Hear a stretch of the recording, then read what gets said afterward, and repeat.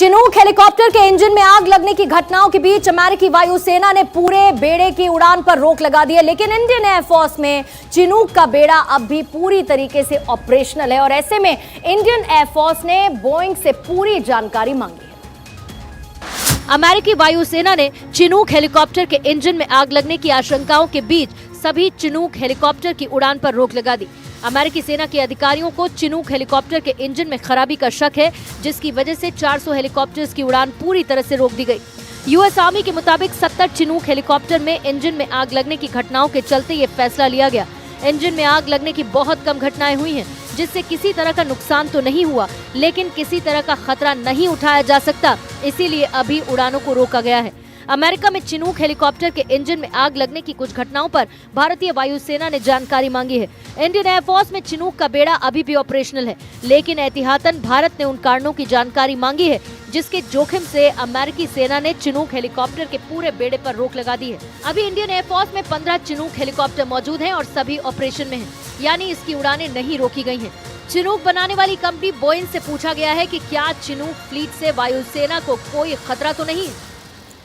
तो 15 चिनूक ऐसे हैं जो भी इंडियन एयरफोर्स में ऑपरेशनल है और इसी को लेकर पूरी जानकारी बोइंग से मांगी गई है। देखिए, चिनूक हेलीकॉप्टर ने पहली बार 1962 में उड़ान भरी थी और तेज गति बाकी हेलीकॉप्टर से इसे अलग बनाती है, इसे खास बनाती है।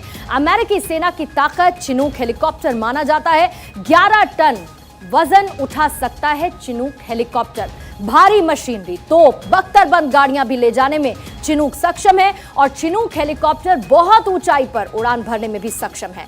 98 फीट लंबे हेलीकॉप्टर की स्पीड 315 किलोमीटर प्रति घंटे की है और भारत को पहला चिनूक हेलीकॉप्टर 10 फरवरी 2019 को मिला। पहली खेप में भारत को 4 चिनूक हेलीकॉप्टर मिले थे। इंडियन एयरफोर्स में अभी 15 चिनूक हेलीकॉप्टर ऑपरेशनल है और इसी को लेकर एक चिंता व्यक्त की गई है और बोइंग से इस मामले को लेकर पूरी जानकारी मांगी गई है। वायुसेना दिवस के मौके पर भारतीय वायुसेना को रुद्र स्क्वाड्रन मिल जाएगा, यानी हर साल 8 अक्टूबर को जहां एयरफोर्स डे होता है और इसी दिन 10 हेलीकॉप्टर की स्क्वाड्रन जोधपुर में तैनात होगी। रुद्र हल्का और अटैक करने वाला हेलीकॉप्टर है जो पूरी तरह से स्वदेशी है। वायुसेना की पहली LCH स्क्वाड्रन होगी जो कि जोधपुर में तैनात होगी। इससे पश्चिमी सीमा की हवाई ताकत तो बढ़ेगी ही, LAC और LOC पर निगरानी भी तेज होगी, जिससे दोनों ही सरहदों से घुसपैठ को रोका जा सकेगा। आतंकी गतिविधियों पर लगाम लगेगी और सेना हवाई हमले के लिए लगातार और हमेशा तैयार रहेगी।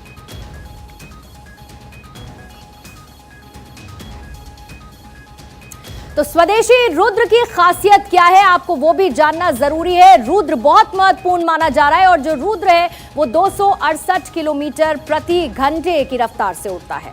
एक बार में 550 किलोमीटर दूरी ये नाप सकता है। 190 मिनट की लगातार उड़ान भर सकता है। 6500 फीट की ऊंचाई भी हासिल कर सकता है। इसमें अटैक के लिए 4 हार्ड पॉइंट लगे हुए हैं, यानी रॉकेट, मिसाइल, बम और गन ये लगा सकता है। हवा से सतह और हवा से हवा में मार करने में भी ये सक्षम है और Dhruvastra, mistral missile, grenade launcher से ये लैस है और एवियोनिक्स रडार सिस्टम भी इसमें लगा हुआ है जो इसे बेहद खास बनाता है।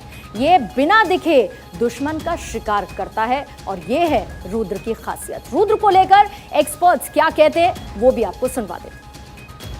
अब आप रिपर ड्रोन की बात करने लगे या चिनूक की बात करने लगे तो ये बड़े कॉस्टली हेलीकॉप्टर्स हैं। उनके मुकाबले ये बहुत कम कीमत वाला हेलीकॉप्टर है, आर्म्ड हेलीकॉप्टर है, ध्रुव का आर्म्ड वर्जन है और हिंदुस्तान की फौज के लिए, एयरफोर्स के लिए और इंडियन नेवी के लिए भी ये एक बहुत ही शक्तिशाली और फोर्स मल्टीप्लायर साबित होगा। दुनिया भर की